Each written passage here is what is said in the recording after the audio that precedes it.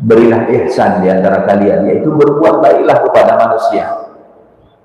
Karena berbuat baik kepada manusia akan menyelamatkan kita dari azab Allah Subhanahu wa taala. Mana dalilnya?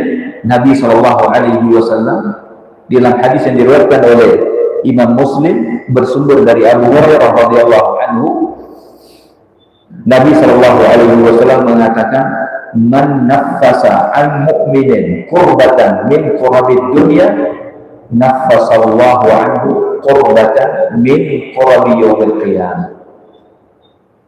Nabi Shallallahu alaihi wasallam menyampaikan, si barang kuasa yang melepaskan dari firdaul mukmin kesusahan daripada kesusahan dunia, maka Allah akan melepaskan darinya satu kesusahan dari kesusahan hari kiamat.